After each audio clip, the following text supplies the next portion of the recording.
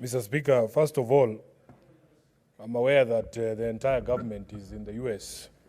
So I was looking across the aisle and seeing some of the most vociferous defenders of this government. I thought they would be on this trip, but they are here celebrating International Tea Day with us.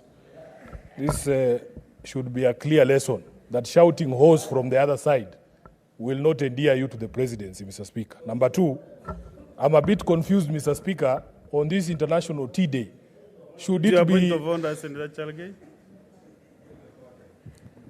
Mr. Speaker, you cannot allow Senator SIFUNA to be cantankerous. Mr. Speaker, under Section 105, Parliament and Senate Mwaso is an independent arm of government. The trip, Mr. Speaker, is undertaken by the National Executive.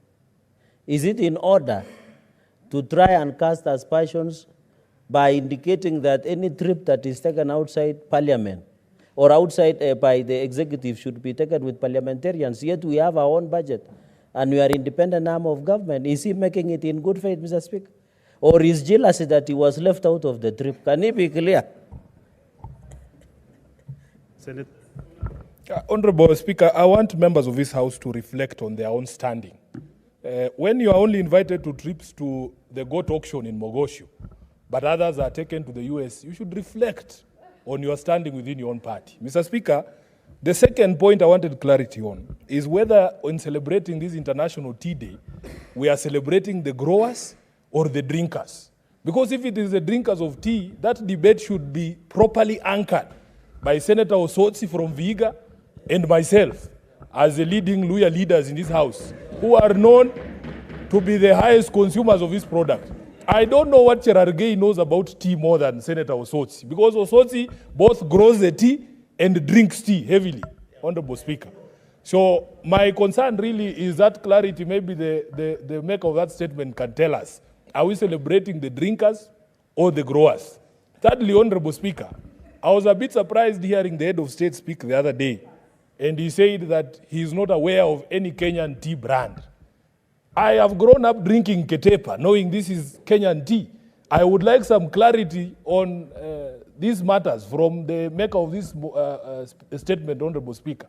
Does Kenya have a Kenyan brand of tea? What is this I've been drinking? Is Ketepa from Sri Lanka?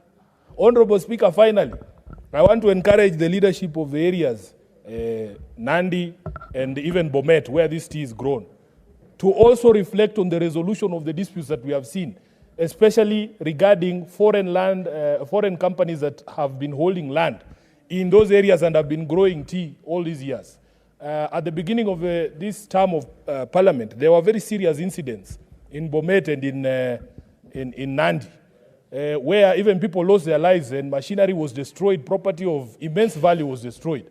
Honorable Speaker, we never hear from Cherargei how that matter was resolved. In fact, the protests there were more violent, and we didn't see the sort of police action being taken on people in Nandi and people in Bomet who are burning property and destroying property owned by these companies, Honorable Speaker. So as we celebrate this International Tea Day, please let us reflect on all these matters so that we as a country can protect this very key source of foreign exchange and this industry that employs thousands of Kenyans. I thank you, Honorable Speaker.